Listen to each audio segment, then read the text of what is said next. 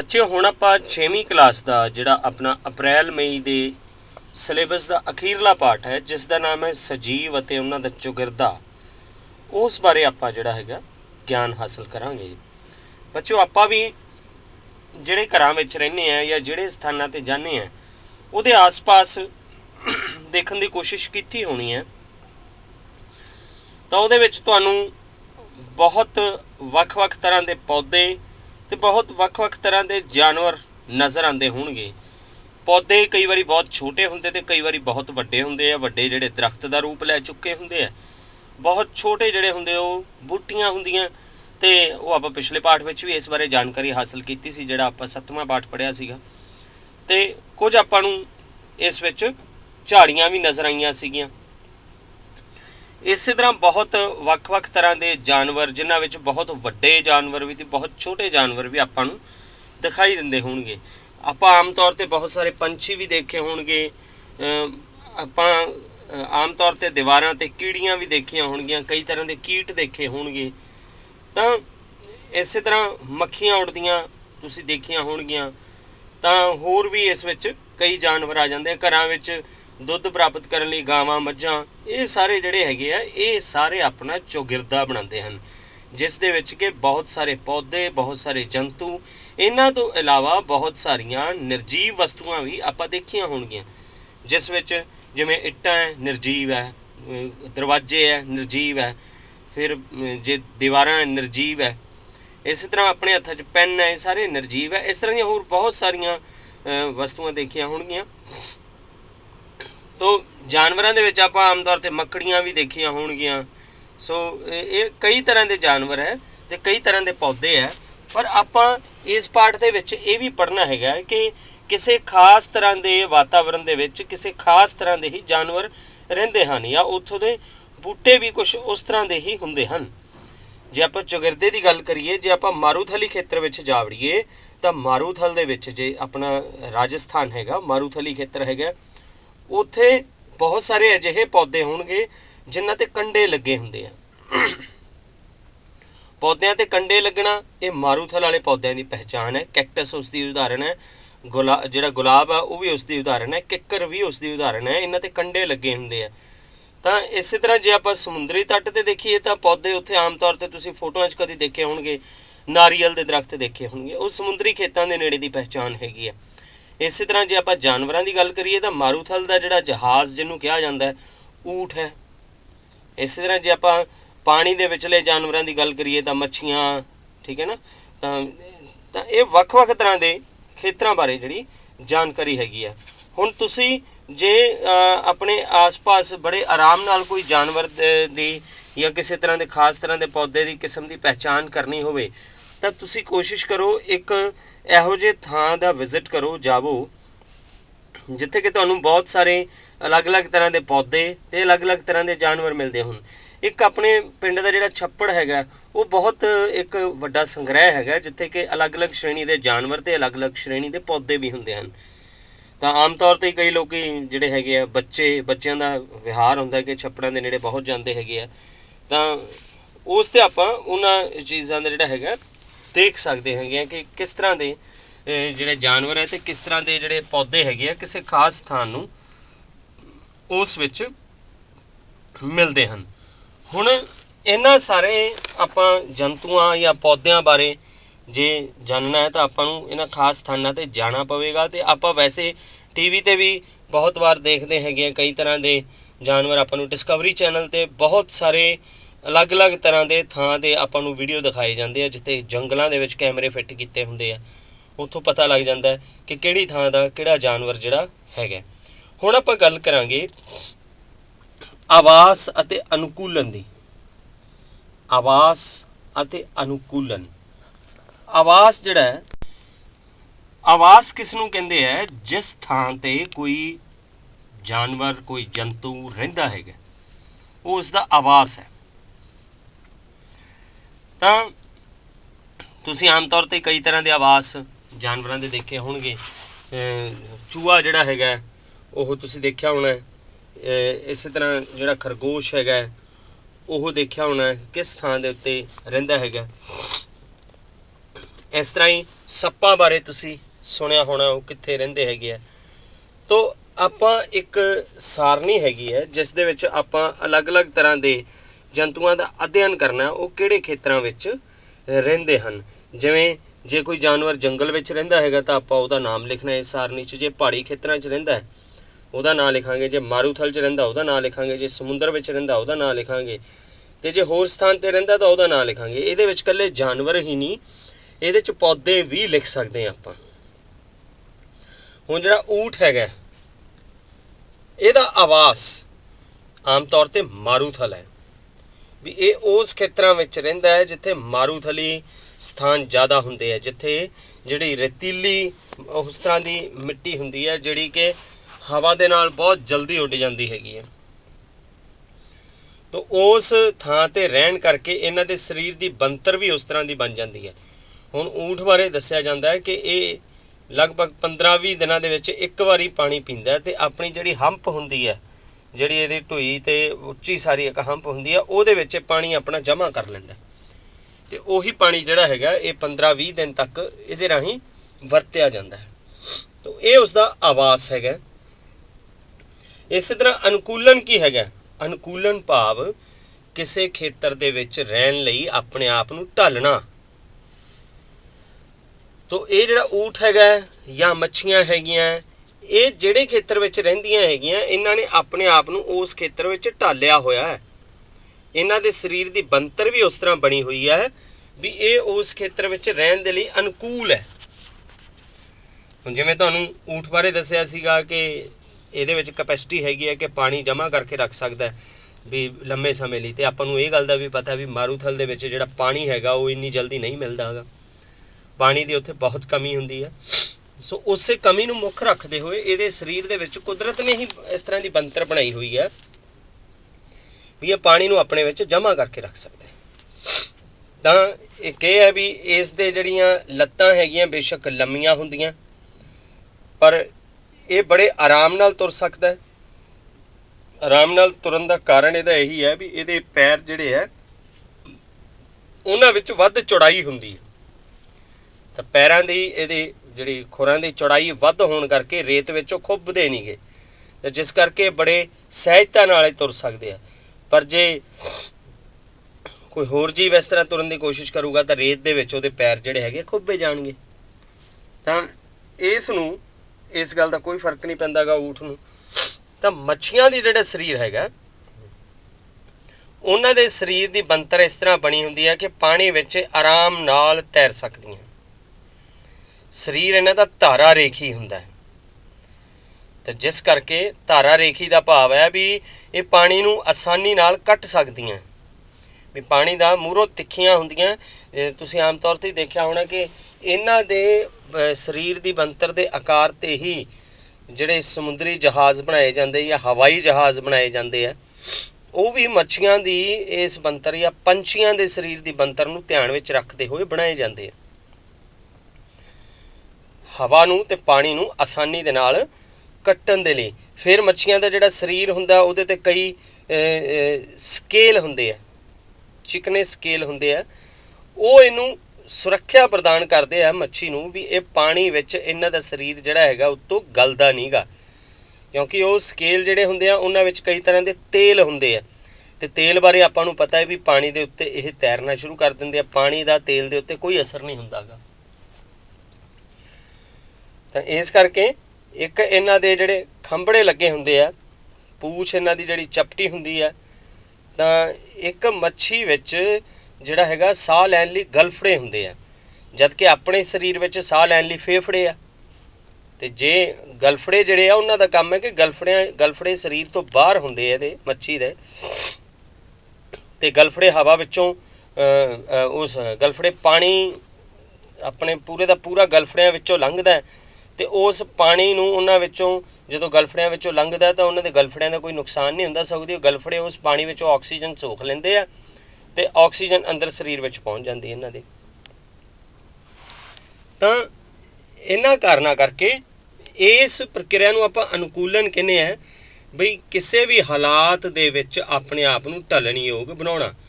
ਪਰ ਮੱਛੀ ਜਿਹੜੀ ਹਵਾ ਵਿੱਚ ਨਹੀਂ ਰਹਿ ਸਕਦੀ ਗੀ, ਇਸੇ ਤਰ੍ਹਾਂ ਹੀ ਜਿਹੜਾ ਊਠ ਹੈਗਾ ਇਹ ਪਾਣੀ ਵਿੱਚ ਨਹੀਂ ਰਹਿ ਸਕਦਾ। ਤਾਂ ਮਤਲਬ ਹਰ ਤਰ੍ਹਾਂ ਦੇ ਜੰਤੂ ਦੇ ਸਰੀਰ ਦੀਆਂ ਅਲੱਗ-ਅਲੱਗ ਤਰ੍ਹਾਂ ਦੀਆਂ ਰਚਨਾਵਾਂ ਬਣੀਆਂ ਹੁੰਦੀਆਂ, ਜਿਸ ਦੇ ਅਨੁਸਾਰ ਉਹ ਆਪਣੇ ਆਪ ਨੂੰ ਕਿਸੇ ਵੀ ਸਥਾਨ 'ਤੇ ਢਾਲ ਸਕਦਾ ਹੈਗਾ। ਤਾਂ ਕਿਸੇ ਵੀ ਸਥਾਨ 'ਤੇ ਆਪਣੇ ਅਨੁਸਾਰ ਢਾਲਣਾ ਉਹਨੂੰ ਅਨੁਕੂਲਨ ਕਹਿੰਦੇ ਆ। ਅਤੇ ਜਿਹੜੇ ਸਥਾਨ ਦੇ ਵਿੱਚ ਜੰਤੂ ਰਹਿੰਦੇ ਹੈਗੇ ਆ ਉਸ ਸਥਾਨ ਨੂੰ ਉਹਦਾ ਆਵਾਸ ਕਹਿੰਦੇ। ਸੋ ਪੌਦੇ ਅਤੇ ਜੰਤੂ ਇਹ ਪਾਣੀ ਵਿੱਚ ਵੀ ਮਿਲਦੇ ਆ ਅਤੇ ਥਲ ਦੇ ਉੱਤੇ ਵੀ ਮਿਲਦੇ ਆ, ਜਿਸ ਕਰਕੇ ਇਹਨੂੰ ਮਤਲਬ ਅਲੱਗ-ਅਲੱਗ ਸਥਾਨਾਂ 'ਤੇ ਰਹਿਣ ਵਾਲੇ ਜਿਹੜੇ ਜੀਵ ਕਿਹਾ ਗਿਆ ਹੈਗਾ। ਜੇ ਆਪਾਂ ਬਹੁਤ ਸਾਰੇ ਇਸ ਤਰ੍ਹਾਂ ਦੇ ਖੇਤਰ ਦੇਖੀਏ, ਚਾਹੇ ਉਹ ਜੰਗਲ ਹੈ, ਸੁਰੰਗਾਂ ਹੈਗੀਆਂ, ਘਾਹ ਦੇ ਮੈਦਾਨ ਹੈ, ਮਾਰੂਥਲ ਹੈ, ਤਟੀ ਖੇਤਰ ਹੈ, ਪਹਾੜੀ ਖੇਤਰ ਹੈ, ਇਹਨਾਂ ਸਾਰਿਆਂ ਦੇ ਵਿੱਚ ਕਿਤੇ ਨਾ ਕਿਤੇ ਜੰਤੂਆਂ ਦਾ ਆਵਾਸ ਹੈਗਾ। ਤਲਾਬ, ਦਲਦਲ, ਝੀਲਾਂ, ਨਦੀਆਂ, ਸਮੁੰਦਰ, ਇਹਨਾਂ ਦੇ ਵਿੱਚ ਵੀ ਬਹੁਤ ਸਾਰੇ ਪੌਦੇ ਅਤੇ ਜੰਤੂ ਰਹਿੰਦੇ ਆ। ਅਤੇ ਇਹ ਸਾਰਾ ਆਵਾਸ ਜਿਹੜਾ ਹੈਗਾ ਉਹਨਾਂ ਦੇ ਅਨੁਸਾਰ ਹੀ ਬਣਿਆ, ਕੁਦਰਤ ਨੇ ਆਪਣੇ ਆਪ ਹੀ ਉਹਨਾਂ ਨੂੰ ਬਣਾਇਆ ਹੈਗਾ। ਪਰ ਇੱਕ ਗੱਲ ਇਹਦੇ ਵਿੱਚ ਆਪਾਂ ਨੂੰ ਜਾਣਨੀ ਜ਼ਰੂਰੀ ਹੈ ਕਿ ਦੋ ਘਟਕਾਂ ਦਾ ਆਪਸੀ ਸੁਮੇਲ ਹੀ ਇੱਕ ਸਹੀ ਵਾਤਾਵਰਨ ਬਣਾਉਂਦਾ ਹੈ। ਦੋ ਘਟਕ ਕਿਹੜੇ-ਕਿਹੜੇ? ਜੈਵਿਕ ਅਤੇ ਅਜੈਵਿਕ। ਜਿਵੇਂ ਆਪਾਂ ਜੇ ਇੱਥੇ ਜਿਉਂਦੇ ਰਹਿ ਰਹੇ ਹਾਂ ਤਾਂ ਆਪਾਂ ਨੂੰ ਹਵਾ ਵਿੱਚੋਂ ਆਕਸੀਜਨ ਮਿਲ ਰਹੀ ਹੈ। ਆਕਸੀਜਨ ਇੱਕ ਅਜੈਵਿਕ ਘਟਕ ਹੈ। ਨਾਲੇ ਆਪਾਂ ਨੂੰ ਸੂਰਜ ਦੀ ਰੌਸ਼ਨੀ ਮਿਲ ਰਹੀ ਹੈ, ਹਵਾ ਮਿਲ ਰਹੀ ਹੈ, ਅਤੇ ਤਾਪਮਾਨ ਆਪਣੇ ਲਈ ਇੱਕ ਹੈਗਾ। ਇਹ ਅਜੈਵਿਕ ਘਟਕ ਹੈਗੇ ਆ। ਅਤੇ ਜੈਵਿਕ ਘਟਕ ਕਿਹੜੇ ਆ? ਜਾਂ ਤਾਂ ਆਪਾਂ ਜੈਵਿਕ ਘਟਕ ਹੈ, ਜਾਂ ਪੌਦੇ ਜੈਵਿਕ ਘਟਕ ਹੈ, ਜਾਂ ਸੂਖਮ ਜੀਵ ਜੈਵਿਕ ਘਟਕ ਹੈ, ਜਾਂ ਜਿੰਨੇ ਵੀ ਜੰਤੂ ਹੈਗੇ ਉਹ ਸਾਰੇ ਜੈਵਿਕ ਘਟਕਾਂ ਦੀ ਸ਼੍ਰੇਣੀ ਵਿੱਚ ਆਉਂਦੇ ਆ। ਤਾਂ ਦੋਨਾਂ ਨੂੰ ਇੱਕ ਦੂਜੇ ਦਾ ਸਹਿਯੋਗ ਮਿਲਦਾ ਰਹਿੰਦਾ, ਤਾਂ ਹੀ ਉਹ ਦੋਨੇ ਇੱਥੇ ਧਰਤੀ 'ਤੇ ਬਣੇ ਰਹਿੰਦੇ ਆ। ਹੁਣ ਜੇ ਬੀਜ ਨੇ ਪੁੰਗਰਨਾ ਹੈਗਾ ਤਾਂ ਬੀਜ ਇਸ ਤਰ੍ਹਾਂ ਨਹੀਂ ਪੁੰਗਰ ਸਕਦਾ। ਉਹਨੂੰ ਕੁਝ ਮਾਤਰਾ ਦੇ ਵਿੱਚ ਨਮੀ ਵੀ ਚਾਹੀਦੀ ਹੈ, ਪਾਣੀ ਚਾਹੀਦਾ, ਅਤੇ ਕੁਝ ਮਾਤਰਾ 'ਚ ਹਵਾ ਵੀ ਚਾਹੀਦੀ ਹੈ। ਜੇ ਦੋਨੇ ਚੀਜ਼ਾਂ ਉਹਨੂੰ ਮਿਲ ਗਈਆਂ ਤਾਂ ਹੀ ਬੀਜ ਪੁੰਗਰੂਗਾ। ਬੀਜ ਦੇ ਵਿੱਚ ਪੌਦੇ ਦਾ ਭਰੂਣ ਹੁੰਦਾ ਹੈ, ਜਿੱਥੋਂ ਕਿ ਪੌਦਾ ਗਾ ਬਣਦਾ ਹੈਗਾ। ਤੋ ਇਹਨਾਂ ਬੀਜਾਂ ਦੇ ਸੰਬੰਧ ਵਿੱਚ ਆਪਾਂ ਇਹ ਕਿਰਿਆ ਵੀ ਕਰਕੇ ਦੇਖ ਸਕਦੇ ਹੈਗੇ ਹਾਂ, ਜਿਹੜੀ ਸੁੱਕੇ ਬੀਜਾਂ ਵਾਲੀ। ਇਹ ਸ਼ਾਇਦ ਆਪਾਂ ਇੱਕ ਪਾਰਟ ਦੇ ਵਿੱਚ ਪਹਿਲਾਂ ਵੀ ਕੀਤੀ ਸੀਗੀ ਕਿ ਆਪਾਂ ਮਤਲਬ ਜਿਹੜੇ ਕੁਝ ਬੀਜ ਹੈਗੇ ਆ ਉਹਨਾਂ ਦੇ ਢੇਰ ਨੂੰ ਅਲੱਗ ਰੱਖ ਕੇ ਇੱਕ ਦਿਨ ਲਈ ਪਾਣੀ ਵਿੱਚ ਭਿੱਜਣ ਲਈ ਰੱਖ ਦੇਣਾ ਆਪਾਂ ਉਹਨਾਂ ਨੂੰ, ਅਤੇ ਭਿੱਜੇ ਹੋਏ ਬੀਜਾਂ ਨੂੰ ਆਪਾਂ 4 ਹਿੱਸਿਆਂ 'ਚ ਵੰਡ ਦੇਣਾ ਹੈਗਾ। ਉਸ 'ਚੋਂ ਇੱਕ ਹਿੱਸੇ ਨੂੰ 3-4 ਦਿਨ ਲਈ ਪੂਰੀ ਤਰ੍ਹਾਂ ਪਾਣੀ ਵਿੱਚ ਭਿਓ ਕੇ ਰੱਖਣਾ, ਅਤੇ ਸੁੱਕੇ ਬੀਜ ਜਿਹੜੇ ਹੈਗੇ ਪਾਣੀ ਵਿੱਚ ਪੂਰੀ ਤਰ੍ਹਾਂ ਡੁੱਬੇ ਹੋਏ ਬੀਜਾਂ ਨੂੰ ਬਿਲਕੁਲ ਨਾ ਹਿਲਾਓ। ਅਤੇ ਭਿੱਜੇ ਬੀਜਾਂ 'ਚੋਂ ਇੱਕ ਭਾਗ ਨੂੰ ਧੁੱਪ ਵਾਲੇ ਕਮਰੇ 'ਚ ਅਤੇ ਦੂਜੇ ਭਾਗ ਨੂੰ ਪੂਰੇ ਹਨੇਰੇ ਕਮਰੇ 'ਚ ਆਪਾਂ ਰੱਖ ਦੇਣਾ ਹੈਗਾ। ਅਤੇ ਆਪਾਂ ਹਨੇਰੇ ਕਮਰੇ ਦੇ ਵਿੱਚ, ਹਨੇਰੇ ਖੇਤਰ ਦੇ ਵਿੱਚ ਰੱਖਣਾ, ਭਾਵ ਕਿਸੇ ਅਲਮਾਰੀ ਵਿੱਚ ਜਿੱਥੇ ਧੁੱਪ ਨਹੀਂ ਜਾਂਦੀ ਉਹਦੇ 'ਚ ਵੀ ਆਪਾਂ ਉਹਨੂੰ ਰੱਖ ਸਕਦੇ ਹੈਗੇ ਆ। ਤਾਂ ਜਿਹੜੇ 3 ਭਾਗ ਹੈਗੇ ਉਹਨਾਂ ਨੂੰ ਹਰ ਰੋਜ਼ ਪਾਣੀ ਨਾਲ ਗਿੱਲਾ ਕਰੋ ਅਤੇ ਵਾਧੂ ਪਾਣੀ ਨੂੰ ਕੱਢਦੇ ਰਹੋ। ਕੁਝ ਦੇਰ ਬਾਅਦ ਆਪਾਂ ਕੀ ਦੇਖਦੇ ਹਾਂ ਕਿ ਸਾਰੇ ਭਾਗ ਜਿਹੜੇ ਬਰਾਬਰ ਰੂਪ ਵਿੱਚ ਪੁੰਗਰਦੇ ਆ, ਉਹਨਾਂ 'ਚੋਂ ਪੁੰਗਰਨ ਨਿਕਲਦਾ ਹੈਗਾ। ਉਹਨਾਂ 'ਚੋਂ ਮਤਲਬ ਬੀਜ ਤੁਸੀਂ ਪੁੰਗਰਨ ਦੇਖਿਆ ਹੀ ਹੋਵੇਗਾ ਆਮ ਤੌਰ 'ਤੇ, ਜਿਹੜੇ ਛੋਲੇ ਭਿਉਂ ਕੇ ਰੱਖਦੇ ਆ ਇੱਕ ਦਿਨ ਲਈ, ਅਤੇ ਅਗਲੇ ਦਿਨ ਸਵੇਰੇ ਜਦੋਂ ਆਪਾਂ ਦੇਖਦੇ ਹਾਂ ਉਹ 'ਚੋਂ ਚਿੱਟੀਆਂ ਧਾਗੇਨੁਮਾ ਬਣਤਰਾਂ ਨਿਕਲਦੀਆਂ, ਜਦੋਂ ਉਹਨਾਂ ਨੂੰ ਪੁੰਗਰਨ ਕਹਿੰਦੇ ਆਪਾਂ। ਤਾਂ ਉਹ ਪੁੰਗਰਨ ਕਿਉਂ ਹੋਇਆ? ਕਿਉਂਕਿ ਉਹਨਾਂ ਨੂੰ ਨਮੀ ਵੀ ਮਿਲ ਗਈ, ਪਾਣੀ ਵੀ ਮਿਲ ਗਿਆ, ਅਤੇ ਉਹਨਾਂ ਨੂੰ ਹਵਾ ਵੀ ਮਿਲ ਗਈ। ਤਾਂ ਇਸ ਦੇ ਨਾਲ ਉਹਨਾਂ ਦੇ ਆਪਣੇ ਆਪ ਦੇ ਵਿੱਚ ਪੁੰਗਰਨ ਦੇ ਲਈ ਉਹਨੂੰ ਹਾਲਾਤ ਮਿਲ ਗਏ। ਪੁੰਗਰਨ ਦੇ ਲਈ ਹਾਲਾਤ ਕਿੱਥੋਂ ਮਿਲੇ? ਨਿਰਜੀਵ ਅੰਸ਼ਾਂ ਤੋਂ। ਤਾਂ ਹੁਣ ਆਪਾਂ ਇਸੇ ਤਰ੍ਹਾਂ ਹੀ ਗੱਲ ਕਰਦੇ ਰਹਾਂਗੇ ਕਿ ਇਹ ਜਿਹੜੇ ਜੰਤੂ ਹੈਗੇ ਆ ਇਹ ਕਿਸੇ ਖਾਸ ਤਰ੍ਹਾਂ ਦੇ ਵਾਤਾਵਰਨ ਵਿੱਚ ਜਾ ਕੇ ਆਪਣੇ ਆਪ ਨੂੰ ਪਹਿਲਾਂ ਢਾਲਣ ਦੀ ਕੋਸ਼ਿਸ਼ ਕਰਦੇ ਆ। ਇੱਕ ਵਿਗਿਆਨੀ ਸੀਗਾ ਡਾਰਵਿਨ ਨੇ ਕਿਹਾ ਸੀਗਾ ਕਿ ਕੁਦਰਤੀ ਚੋਣ ਦਾ ਸਿਧਾਂਤ ਹੈਗਾ, ਕੁਦਰਤ ਹੀ ਕੁਝ ਜੀਵਾਂ ਨੂੰ ਚੁਣਦੀ ਹੈ ਕਿ ਉਹ ਇੱਥੇ ਰਹਿ ਸਕਦੇ ਆ, ਅਤੇ ਕੁਝ ਜੀਵਾਂ ਨੂੰ ਚੁਣਦੀ ਆ ਉਹ ਖਤਮ ਹੋ ਜਾਂਦੇ ਆ।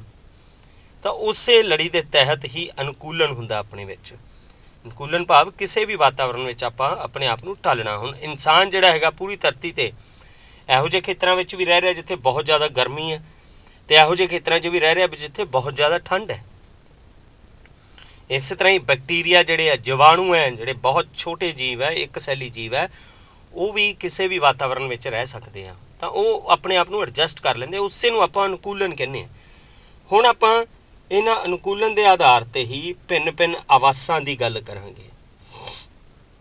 ਜੇ ਆਪਾਂ ਮਾਰੂਥਲ ਦੀ ਗੱਲ ਕਰੀਏ ਸਭ ਤੋਂ ਪਹਿਲਾਂ, ਤਾਂ ਮਾਰੂਥਲ ਵਿੱਚ ਰਹਿਣ ਵਾਲੇ ਜੰਤੂ ਅਤੇ ਪੌਦੇ ਜਿਹੜੇ ਆ ਉਹ ਉੱਥੋਂ ਦੇ ਅਜੈਵਿਕ ਘਟਕਾਂ ਦੇ ਨਾਲ ਰਲ ਕੇ ਕਿਵੇਂ ਉਹ ਆਪਣਾ ਗੁਜ਼ਰ ਬਸਰ ਕਰਦੇ ਹੈਗੇ ਆ। ਜਿਵੇਂ ਖੁੱਡਾਂ ਵਿੱਚ ਬਹੁਤ ਸਾਰੇ ਮਾਰੂਥਲੀ ਜੰਤੂ ਰਹਿੰਦੇ ਆ ਉੱਥੇ।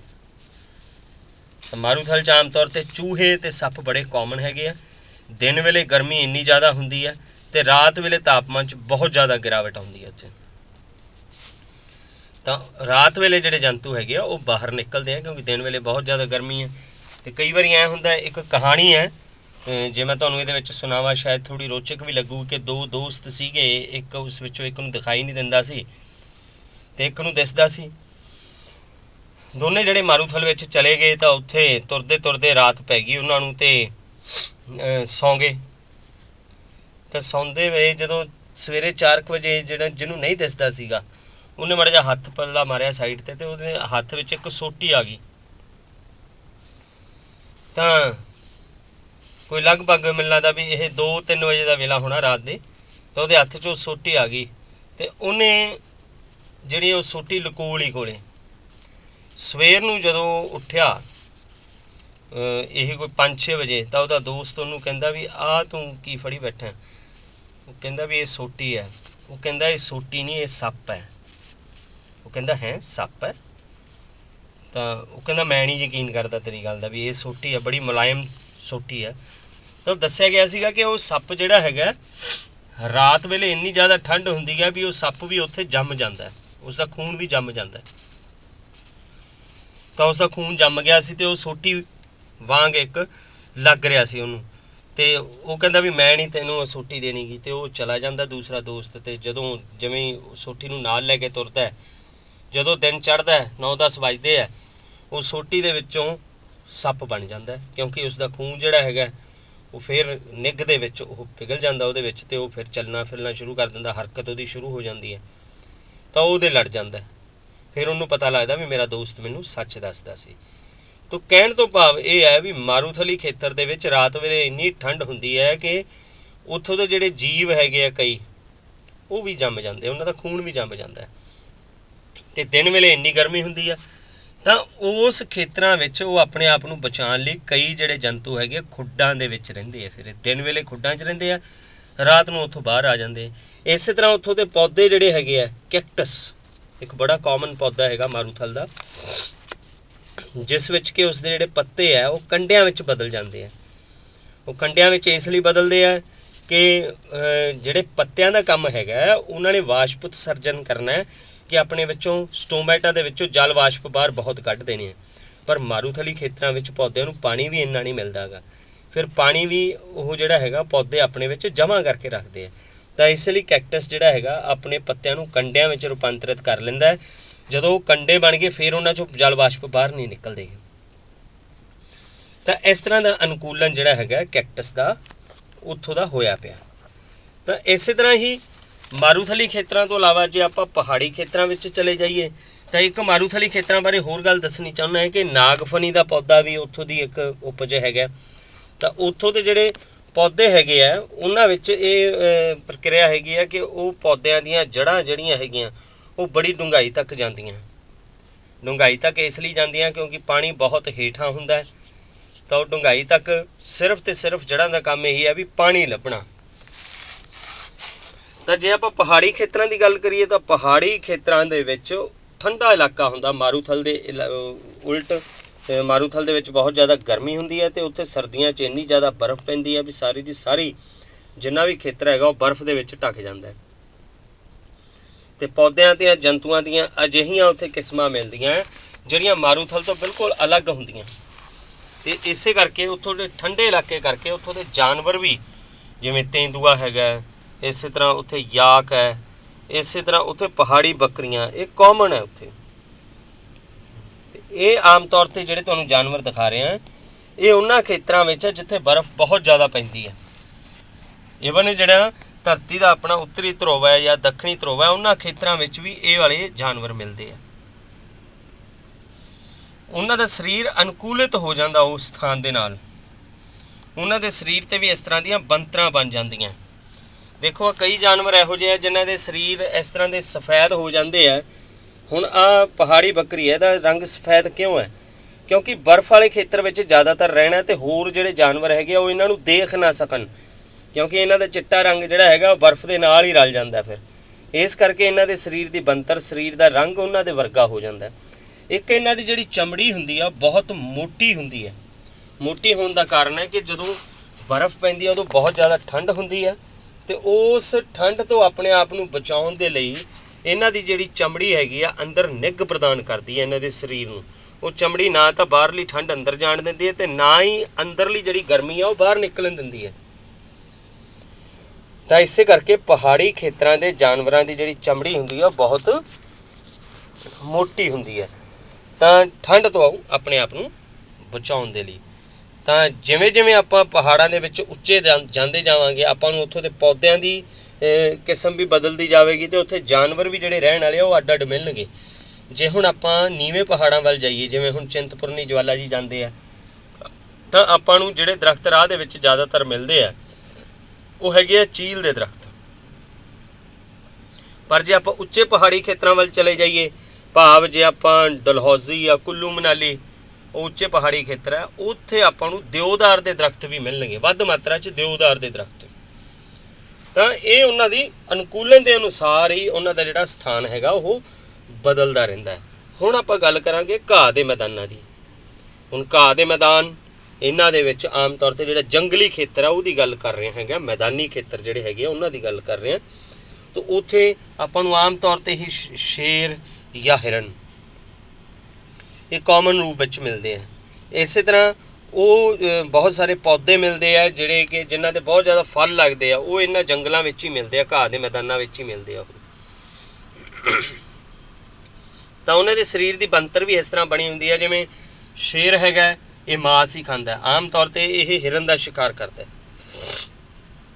पर जिहड़ा हिरन हैगा ये घाह वगैरह खांदा, उत्थे ये शाकाहारी हैगा। तो हिरन नूं कुदरत ने स्पीड भी इन्नी दित्ती हैगी है कि ये शेर तो अपने आप नूं बचा सके, तो शेर नूं फिर पूरा मुकाबला करना पैंदा इस नूं जिहड़ा हैगा प्राप्त करन दे लई, इस नूं खाण दे लई।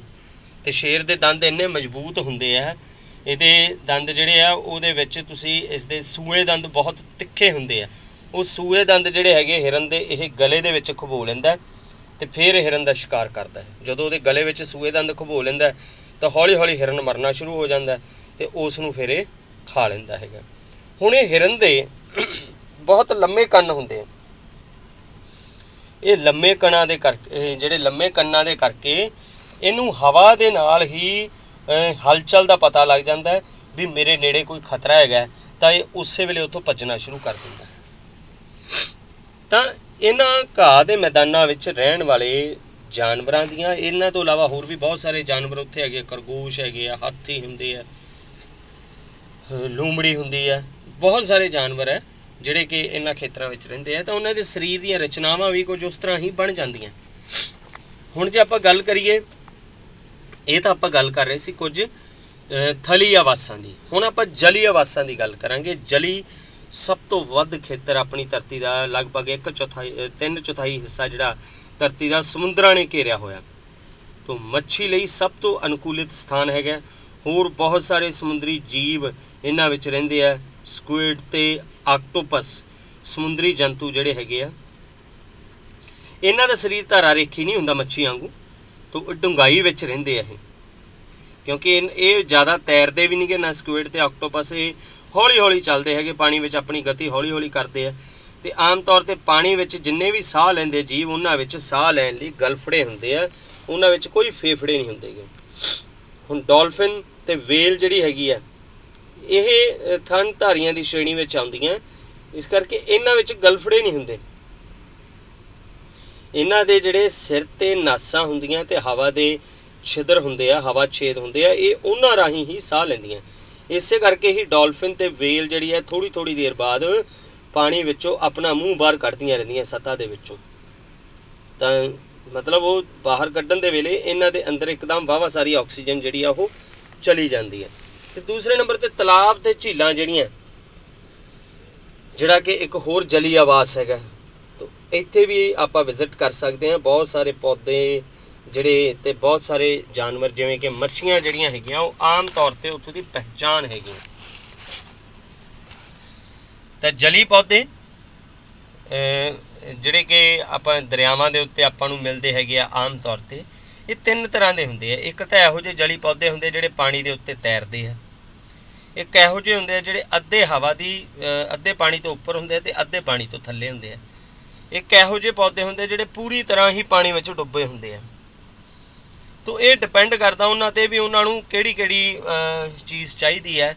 ਵੀ ਉਹਨਾਂ ਨੂੰ ਜੇ ਹਵਾ ਵਿੱਚੋਂ ਕੁਛ ਚੀਜ਼ ਚਾਹੀਦੀ ਹੈ ਤਾਂ ਅੱਧੇ ਹਵਾ ਵਿੱਚ ਰਹਿੰਦੇ ਆ।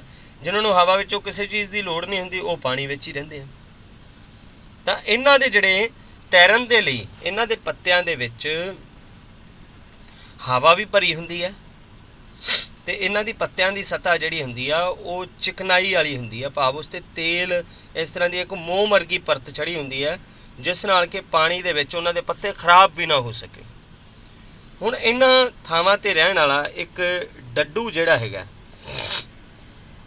ਇਹਦਾ ਜੀਵਨ ਚੱਕਰ ਦੋਨਾਂ ਥਾਵਾਂ 'ਤੇ ਵਾਪਰਦਾ, ਪਾਣੀ ਦੇ ਵਿੱਚ ਵੀ ਅਤੇ ਪਾਣੀ ਦੇ ਬਾਹਰ ਵੀ।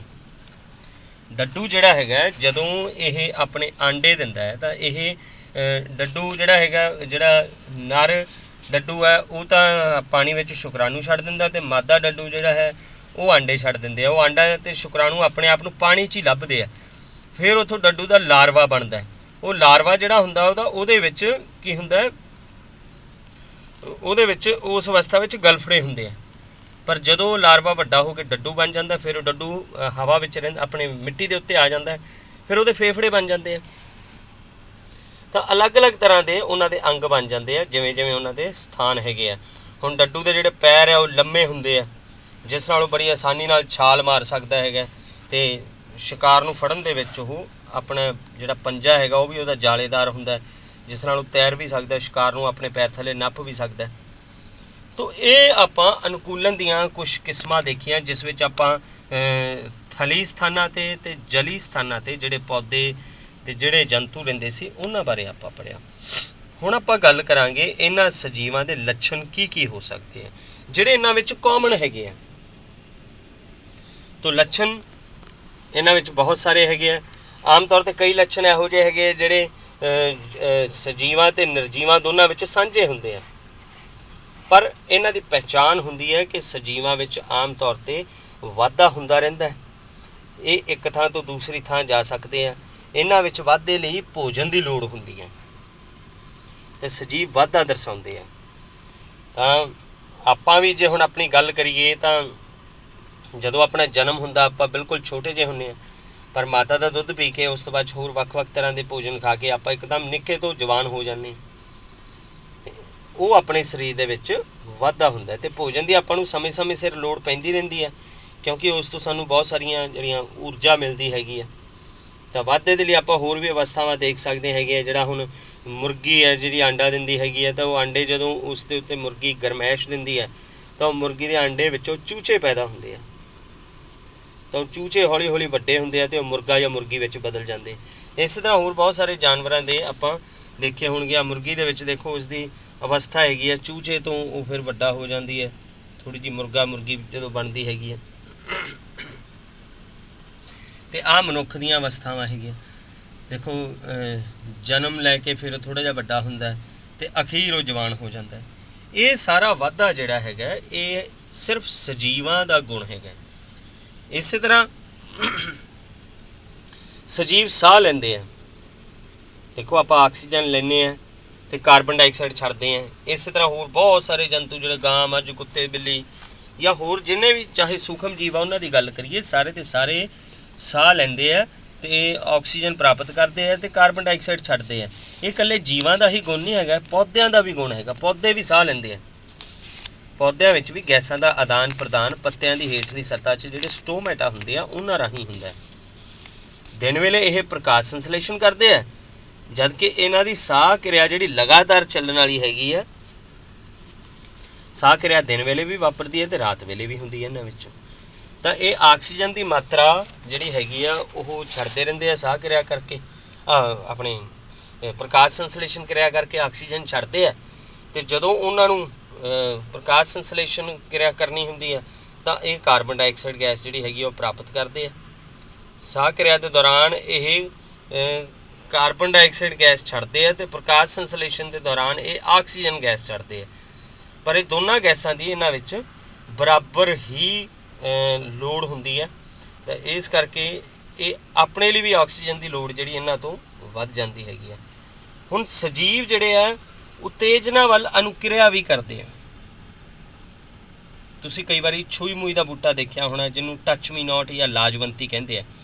जे इहदे पत्ते नूं आपां छू लीए तो उहदे पत्ते अंदर नूं सुंगड़ जाणगे एकदम, वो उत्तेजना वल अनुक्रिया उहदी। इस तरह जे तुसी कोई अपना गमला हैगा पहला वो हनेरे कमरे विच रख दो तो एक खिड़की खुली छड्ड दो, तो थोड़े दिनों बाद तुसी देखोगे भी उस गमले दीयां जिहड़ियां टाहणियां हैगियां उसदे जिहड़े पत्ते हैगे आ वो खिड़की वाले पासे नूं मुड़ गए। क्यों मुड़े? क्योंकि उन्होंने प्रकाश संश्लेषण जिहड़ा उस लई सूरज की रोशनी की लोड़ हुंदी है, तो उधरले पासे उन्होंने मिल रही है, तो पत्ते उधर नूं मुड़ जाते हैं। ये एक पत्तियां दा जिहड़ा हैगा सूरज की रोशनी वाल मुड़ना एक उत्तेजना वल अनुक्रिया की उदाहरण हैगी है। तो ये भी एक सजीवां विच उत्तेजना वल अनुक्रिया हैगी है। एक होर उदाहरण हैगी है, जदों आपां किते जा रहे हुंदे आ, अपनी अख विच किते मिट्टी का कोई कण पैन लगदा है, तो आपां उस तों पहलां ही अपनी अख नूं बंद कर लैंदे आ। मिट्टी के कण पैण तो पहलां ही पलक नूं झपक लैंदे आ। वो कौन करांदा? अपने विच अपना दिमाग जिहड़ा हैगा वो अख दीयां पलकां नूं हदायत करदा है कि मिट्टी का कण बहुत नेड़े है, इस करके अख दा उदा बंद कर ला। तो मतलब वो उत्तेजना वल अनुक्रिया हैगी है। इस तरह जदों कोई अपने आपां किसी तिखी चीज़ आपां नूं छूंदी अपने हत्थ ते वजदी, आपां हत्थ पिछे कर लैंदे आ, उत्तेजना वल अनुक्रिया।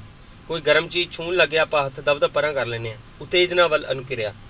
तो उत्तेजना वल अनुक्रिया पौधे भी करते हैं तो जंतु भी करते हैं। तो ये इस विच क्रिया इंपॉर्टेंट हैगी है। ये सजीवां दा ही गुण है। एक होर इन्हां विच गुण हैगा सजीवां विच मल निकास। हुण जे आपां जंतुआं दी गल करिए तो अपने विच अपने शरीर विचों बहुत सारे फालतू पदार्थ जिहड़े पैदा किए जाते हैं। उदाहरण के तौर पर आपां पसीना छड्डदे हैगे हैं, ठीक है। फिर अपने विचों मल त्याग हुंदा, ठोस पदार्थ ते होर तरल पदार्थ आपां शरीर विचों त्याग दिंदे हैं। क्योंकि जे वो ना त्यागीए तो शरीर जिहड़ा हैगा उस विच जमा हो जाणगे तो एक समा इहो जिहा आऊगा भी शरीर दे विच थां ही नहीं रहनी, तो अपना जिहड़ा हैगा ढिड उस बहुत वड्डा नुकसान हो सकता है, तो ईवन मौत भी हो सकती है। तो ये मल निकास की प्रक्रिया इस सजीवां दा ही गुण है। इस तरह पौद्यां विच भी मल निकास हुंदा है। पौद्यां विच मल निकास किवें आ? पौद्यां विचों जदों प्रकाश संश्लेषण हुंदी है तो ऑक्सीजन बाहर छड्डदे आ, वो एक मल निकास है उन्हां दी, नाल जल वाष्प बाहर छड्डदे आ। तो जदों साह क्रिया हुंदी है उन्हां विच उदों ओह कार्बन डाइऑक्साइड गैस बाहर छड्डदे आ। तो ये नाल भोजन पैदा करते जिहड़ा उन्हां दे पत्तियां विच जमा हो जाता है। इस तो इलावा पौद्यां विच होर भी बहुत सारे अंग हुंदे आ जिन्हां राहीं उन्हां दे विच फालतू पदार्थां दा निष्कासन किया जाता शरीर विचों। इस तरह सारे सजीव प्रजनन करते हैं। प्रजनन तो भाव है भी अपने वर्गे होर जीव पैदा करते हैं। जिवें माँ बच्चे नूं जन्म दिंदी हैगी आ, तो किसी वेले वो माँ जिहड़ी आ वो भी बच्चा सी, जदों वो वड्डी हो जाती है, बालग हो जाती है, विआह शादी हो जाती है, फिर उस तो भी बच्चे का जन्म हुंदा है। ये सुभाविक है, ये प्रक्रिया चलती रहती है। इस तरह जिहड़े पंछी हैगे आ इन्हां विचों आंडे पैदा हुंदे आ, तो आंडियां दे विचों उन्हां दे फिर अगां चूचे बनते हैं। फिर उन्हां तो अपने जिवें मुर्गी हैगी आ आंडियां तो चूचे बनते हैं, तो उस तो फिर चूचे जिहड़े बाद दे विच उही मुर्गा या मुर्गी बनते हैं। इस तरह जिहड़े जानवर हैगे आ जिवें कुत्ता हैगा वो कतूरे नूं उहनूं जन्म दिंदा है। तो इस तरह गावां जिहड़ियां हैगियां उन्हां तो जिहड़ा अगां जिहड़ी अपनी होंद नूं कायम रखण दे लई ये सारे जिहड़े जीव हैगे आ चाहे मनुख है ये सारे अपनी होंद नूं कायम रखण लई बच्चिਆਂ नूं जन्म दिंदे हैगे आ। ते ये जन्म देण दे हिसाब ते ਜਾਂ ਤਾਂ ਬੱਚਿਆਂ ਨੂੰ ਜਨਮ ਦਿੰਦੇ ਜਾਂ ਆਂਡੇ ਦਿੰਦੇ ਆ। ਤਾਂ ਇਹ ਦੋ ਤਰ੍ਹਾਂ ਦੀ ਪ੍ਰਵਿਰਤੀ ਇਹਨਾਂ ਵਿੱਚ ਹੈਗੀ ਆ। ਹੁਣ ਜੇ ਪੌਦਾ ਹੈ ਇਹ ਜੇ ਮਨੁੱਖ ਜਾਂ ਜੰਤੂਆਂ ਦੇ ਵਿੱਚ ਅਗਾਂਹ ਬੱਚੇ ਜਨਮ ਜਾਂ ਆਂਡੇ ਪੈਦਾ ਕਰਨ ਦੀ ਪ੍ਰਵਿਰਤੀ ਹੈ ਤਾਂ ਪੌਦਿਆਂ ਵਿੱਚ ਵੀ ਇਹ ਪ੍ਰਵਿਰਤੀ ਹੈਗੀ ਹੈ। ਪੌਦਿਆਂ ਵਿੱਚ ਜਿਹੜਾ ਬੀਜ ਹੈਗਾ ਬੀਜ ਦੇ ਵਿੱਚ ਭਰੂਣ ਹੁੰਦਾ ਹੈ। ਉਹ ਬੀਜ ਨੂੰ ਜਦੋਂ ਨਮੀ ਅਤੇ ਹਵਾ ਮਿਲਦੀ ਹੈ ਫਿਰ ਉਹ ਬੀਜ ਤੋਂ ਇੱਕ ਪੂਰਾ ਵਿਕਸਿਤ ਪੌਦਾ ਬਣ ਜਾਂਦਾ ਹੈ। तो ये प्रक्रिया जिहड़ी हैगी है ये चलती रहती है। इस तरह आलू है जिहड़ा आलू ही जे मिट्टी विच दब दिता जाए आलू तो ही पौधा नवा बन जू, उसे आलू तो ही जड़ ते जिहड़ा हैगा तना बन जूगा। तो फिर उसे दी मतलब इस जड़ के उपरले खेतर में बहुत सारे आलू बनने शुरू हो जाने जिवें तुसीं इस दे विच देख रहे हैं बहुत सारे आलू बन गए। ਤਾਂ ਇਹ ਸਾਰੀ ਪ੍ਰਜਨਨ ਪ੍ਰਕਿਰਿਆ ਜਿਹੜੀ ਇਹਨਾਂ ਦੀ ਪਹਿਚਾਣ ਹੈਗੀ ਹੈ ਸਜੀਵਾਂ ਦੇ ਵਿੱਚ ਹੀ ਕੇਵਲ ਹੁੰਦੀ ਆ, ਨਿਰਜੀਵਾਂ ਵਿੱਚ ਨਹੀਂ। ਇਸੇ ਤਰ੍ਹਾਂ ਸਜੀਵ ਗਤੀ ਕਰਦੇ ਆ। ਆਪਾਂ ਜੇ ਸਕੂਲ ਜਾਂਦੇ ਹਾਂ ਤਾਂ ਭਾਵ ਗਤੀ ਕਰਕੇ ਜਾ ਰਹੇ ਹਾਂ, ਜੇ ਘਰੇ ਆ ਰਹੇ ਹਾਂ ਗਤੀ ਕਰਕੇ ਜਾ ਰਹੇ ਹਾਂ। ਹਾਂ, ਪਰ ਪੌਦੇ ਜਿਹੜੇ ਆ ਉਹ ਗਤੀ ਇੱਕ ਥਾਂ ਤੋਂ ਦੂਜੀ ਥਾਂ ਦੀ ਨਹੀਂ ਕਰ ਸਕਦੇ। ਹਾਂ, ਉਹ ਆਪਣੇ ਸਥਾਨ ਦੇ ਆਸ-ਪਾਸ ਹਿਲ ਜੁਲ ਕਰ ਸਕਦੇ ਆ। ਪਰ ਬਹੁਤ ਸਾਰੇ ਜੇ ਉਹ ਪੰਛੀ ਆ ਤਾਂ ਹਵਾ ਵਿੱਚ ਉੱਡ ਸਕਦੇ ਆ, ਜੇ ਪਾਣੀ ਵਾਲੇ ਜੀਵ ਆ ਮੱਛੀਆਂ ਹੈਗੀਆਂ ਤਾਂ ਉਹ ਪਾਣੀ ਵਿੱਚ ਤੈਰ ਸਕਦੀਆਂ, ਜੇ ਥਲ 'ਤੇ ਕੋਈ ਰਹਿੰਦਾ ਹੈਗਾ ਤਾਂ ਉਹ ਚੱਲ ਫਿਰ ਸਕਦਾ, ਜਿਵੇਂ ਕਿ ਆਪਾਂ ਜਾਂਦੇ ਹੈਗੇ ਜਾਂ ਹੋਰ ਜੰਤੂ ਉੱਤੇ ਤੁਰਦੇ ਫਿਰਦੇ ਆ। ਤਾਂ ਇਹ ਉਹਨਾਂ ਦੀ ਪਹਿਚਾਣ ਹੈਗੀ ਆ ਕਿ ਕਿਵੇਂ ਕੋਈ ਜੀਵ ਜਿਹੜਾ ਹੈਗਾ ਉਹ ਗਤੀ ਕਰ ਸਕਦਾ ਹੈ। ਹਾਂ, ਪੌਦੇ ਗਤੀ ਨਹੀਂ ਕਰ ਸਕਦੇ, ਪਰ ਪੌਦਿਆਂ ਦੇ ਜਿਹੜੇ ਬੀਜ ਹੈਗੇ ਆ ਉਹ ਗਤੀ ਕਰ ਸਕਦੇ ਆ। ਉਹ ਹਵਾ ਦੇ ਨਾਲ ਤੁਰਦੇ ਫਿਰਦੇ ਰਹਿੰਦੇ ਇੱਕ ਸਥਾਨ ਤੋਂ ਦੂਜੇ ਸਥਾਨ ਤੱਕ, ਅਤੇ ਉਹਨਾਂ ਤੋਂ ਹੀ ਬੀਜਾਂ ਤੋਂ ਅਲੱਗ-ਅਲੱਗ ਸਥਾਨਾਂ 'ਤੇ ਨਵੇਂ ਪੌਦੇ ਜਿਹੜੇ ਆ ਉਹ ਬਣਦੇ ਹੈਗੇ। ਤਾਂ ਫਿਰ ਜੀਵਨ ਕੀ ਹੈ?